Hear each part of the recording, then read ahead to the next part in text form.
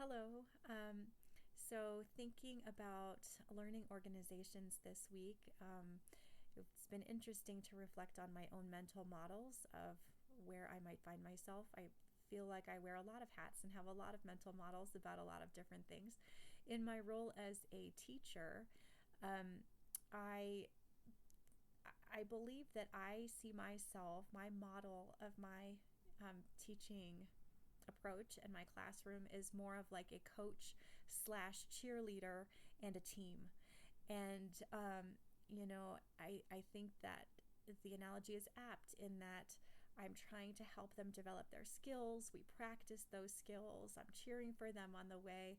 I really want them to be able to reach their goals, and we're able to, winning the game for me is if they're able to demonstrate these skills, whether that's writing an argument essay, maybe it's participating in a debate using appropriate disagreement language, maybe it's delivering a public speech, whatever it happens to be, depending on the class and the level of student. I I think it's important to be a guide and give those skills and then kind of let them off on their own to win or lose the game.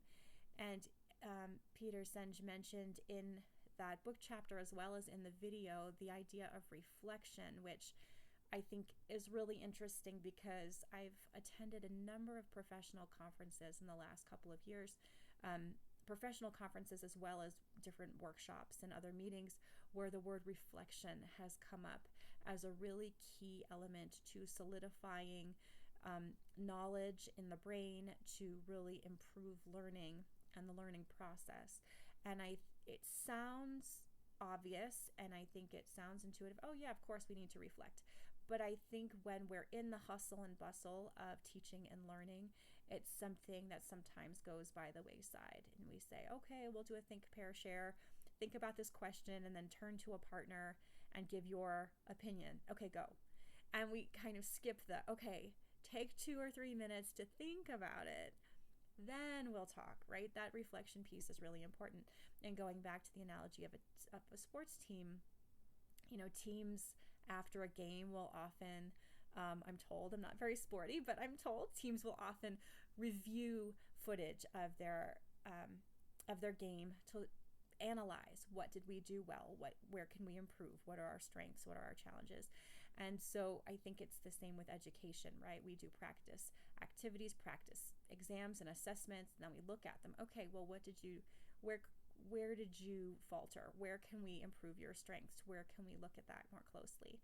And I think that's part of my own personal mastery as well. I think over time, I have developed a different view of the teaching model. I think my mental model probably is a lot different than if you had asked me 15 years ago, and I'm not sure what my answer would have been then.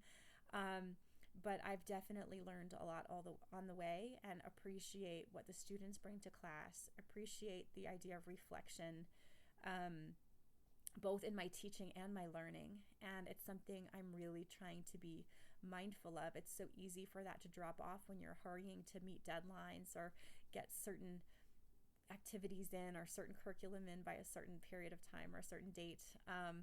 But I'm really trying to focus more on making sure that that's a really key and unforgettable portion of my teaching and my learning.